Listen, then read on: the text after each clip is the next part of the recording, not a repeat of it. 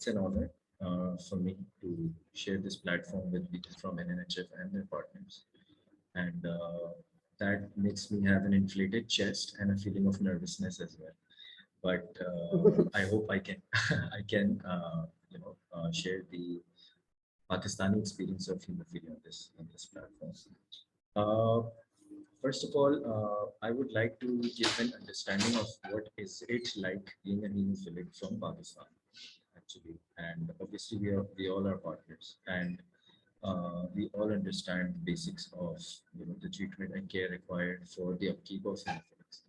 So, Pakistan, as we all know, is a third world country, and being a third world country makes it very restrictive in advocating for the cause of hemophilia specifically, and there is very little attention paid towards health problems and how much the government needs to invest in specifically the hemophilia mission.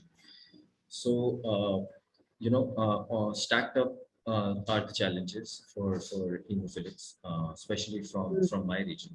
And I know that every hemophilic is the same because we always need support. And thank you for NNHF for providing us that support, because it is because of your support that we were able to make systems that were effective enough in order for us to align all the chapters and work for the hemophilia cause in Pakistan.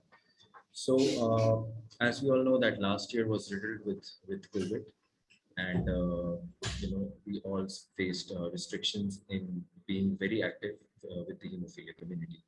But uh, as Pakistan was active in succession plan last year, and for this, basically, we start off by having an understanding what is HFP. Actually, HFP is Hemophilia Foundation Pakistan, and it consists of 4 chapters, and it's a participation of 4 chapters that makes up HFP, mainly being Karachi chapter, the Lahore chapter, the Quetta chapter, the Peshawar chapter, and the Rawalpindi chapter. And there are a few chapters who are in the emerging stage, mainly being Multan and Quetta. So it's already a challenge, because every reality is different. The ground realities are different. If I talk about from nation to nation, it varies. And if I talk about the nations internally, the local ground is also different from for all the HTCs operating in different environments. So the challenges are stacked. Okay. What we were able to successfully execute was our succession plan. And NMO is basically, can we move towards the next slide, please? Okay, so we are a non-profit organization, and we were established in 2011 and got registered in recently.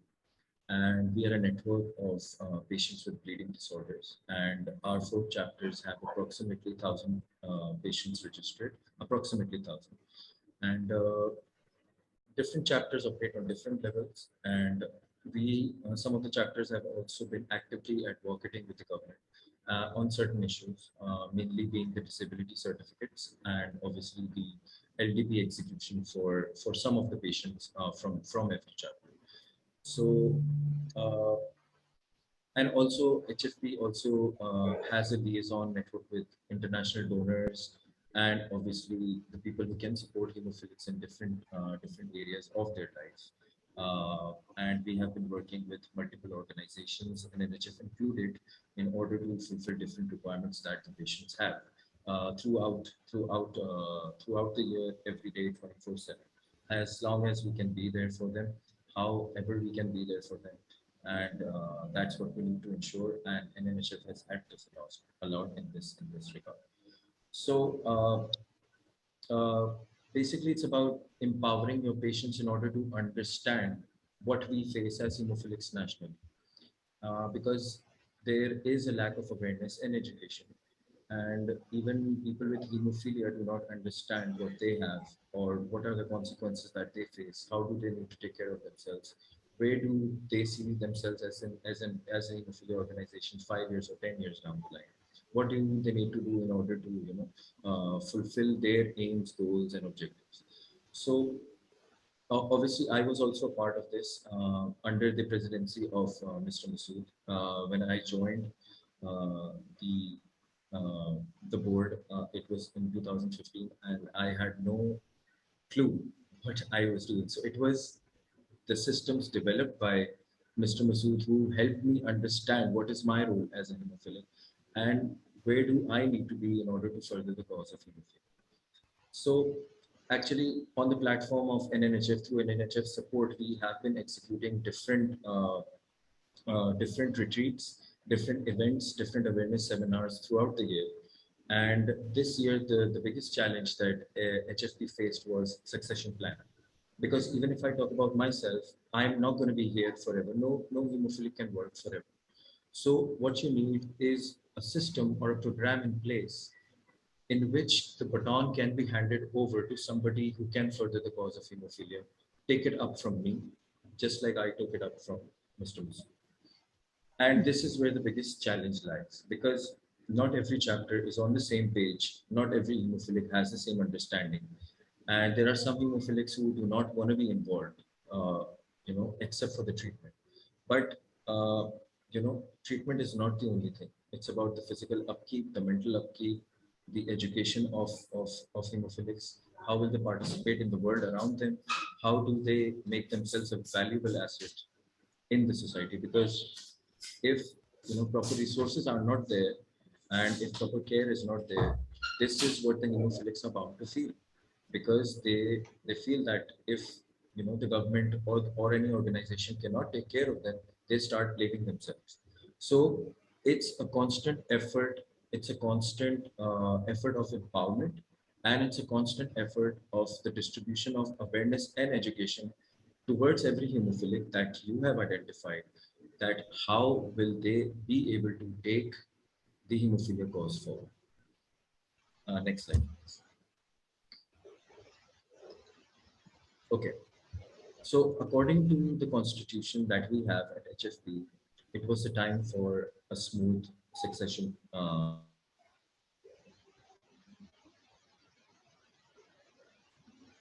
Oh, I think we lost you, Abbas. Or is it just me?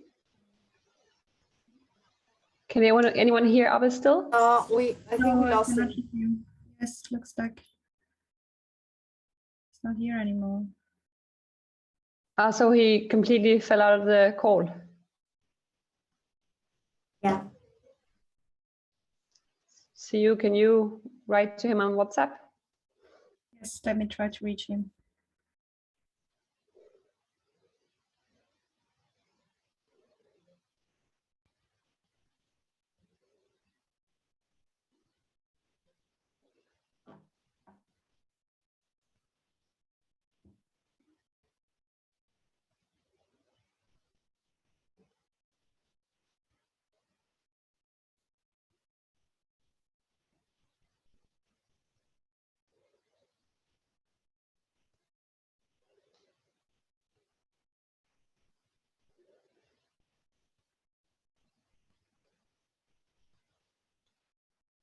Any status, you? No, unfortunately not.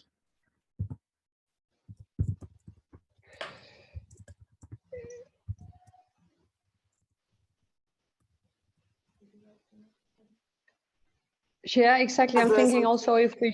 So we can just add into the participants. Masood, you are in the call as well. One of my team members is writing. Is that correct? Yeah. Exactly. Would you be okay? I don't know what. Sure. And then we text Abbas. Yeah. We can also, I if can you continue prefer, and go. maybe he can. Yes, if that's okay. That's fine. That's fine. Yeah, that's fine. I can start from here. So, as already mentioned by my colleague Abbas, that this is a very important thing for the organizations to understand.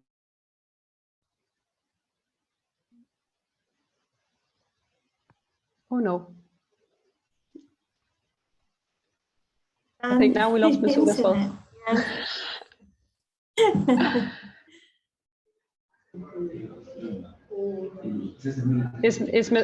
Is Masood still there or? That succession element. Just a second, got disconnected. Yes. Can you hear me? Okay. Okay. So Yes. I was telling that this is very important for the organizations to understand that they have to plan the succession thing well in advance and prepared about the steps, because it is not something that organization can do overnight.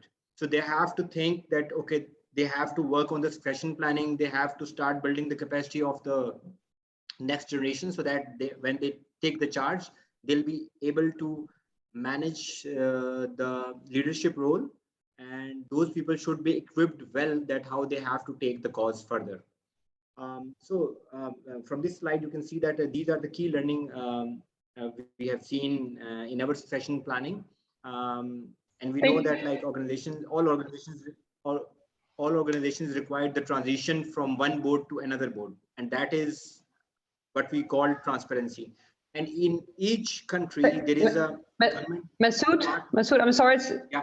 I'm sorry to interrupt you. I've just been informed that Abbas is back. I don't know if you want to. You decide how you want to. I'll prefer he continue. I'll prefer if he continue. You Yes, can over to you, continue if Abbas. you want to. No, please But- go ahead. Okay. Go ahead. Okay. I'm really sorry. I just got disconnected. Okay. So as the key learning indicators were highlighted by Mr. Masood, and we understand how important it is for to have a smooth electoral process, and how important it is for hemophilics to understand why do they need to participate. And this is all the effort that we were able to distribute or disseminate through the support of the NHF, and we were able to execute a very smooth election process in which all the chapters were on board with us, and they also forwarded their recommendations of their best working people who should be a part of the board. And so we were able to do this. I'll tell you how were we able to do this in the next slide. So can I have the next slide?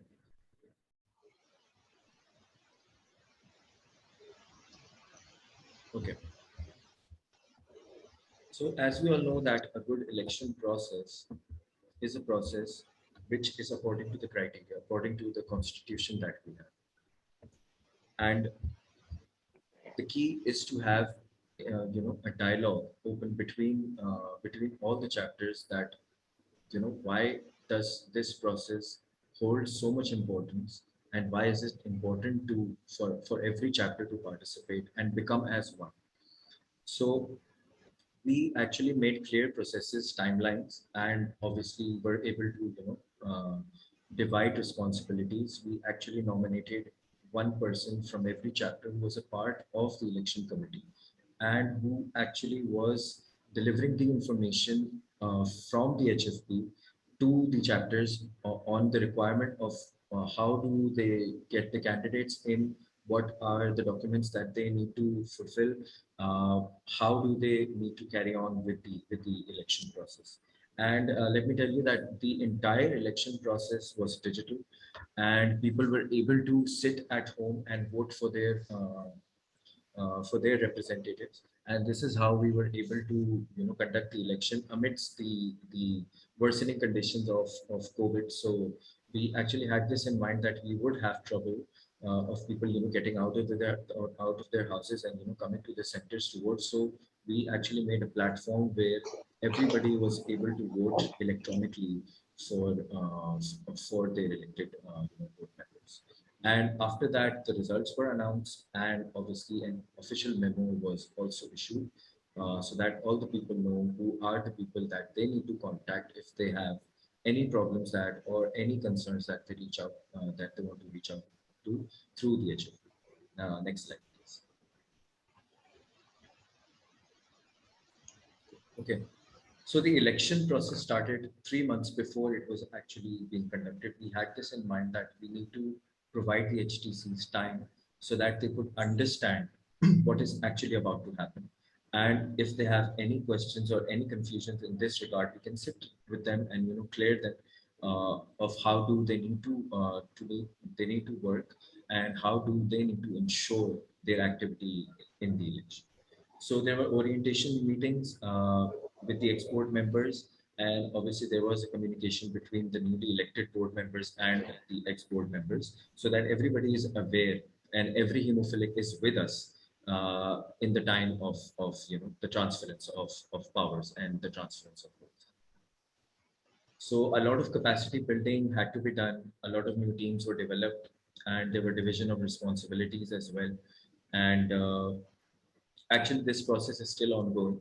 And obviously, in due time, we would also have an event where there is an official transference of power, and we're planning a 3-day event in which the ex-board members and the elected board members and all the people concerned with the hemophilia mission on a national level will be present physically.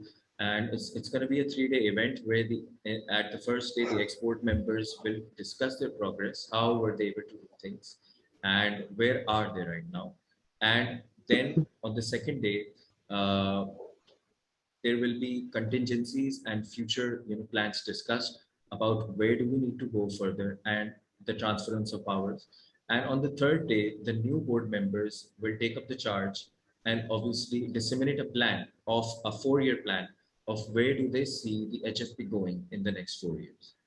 So this is how we're gonna, transfer the power from the ex-board members to the new board members. And I think this is a very important step because just, being elected and being there in the board is not everything. You need to actually have a clear defined role with clear responsibilities and obviously clear accountabilities so that the people are able to, set a direction and take the HFP in that direction. Next slide. Okay, so these were mainly the challenges that we had, and I have discussed these before because every capacity, there are varying capacities of every chapter because every chapter does not have the same resources, does not have the same minds working with them, and obviously their local networks are also very different. So it is respective to every chapter of the challenges they face. So as HFP, it was a challenge for us to bring every chapter to the same page and making this election a smooth part. We were able to do that, and I think that's an achievement. So we had to engage community leaders, active people in their own HTCs in order to make aware other hemophilics of what is going on and how will the formation of the new board support them with their hemophilia problems or mainly or problems originating from treatment, diagnosis, education, any problem that they face. How is this board going to support them for the next 4 years? So there were proactive follow-ups with HFP chapters, constant to and fro information, and after that we were able to organize an election process which was carried out smoothly, and the new board was elected. Next slide.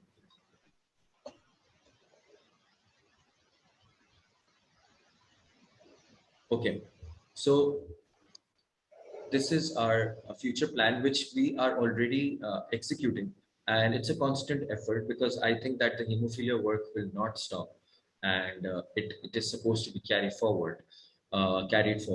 So we need to have processes in place that that ensure that everybody knows what is coming up and where do we need to lay the most focus on.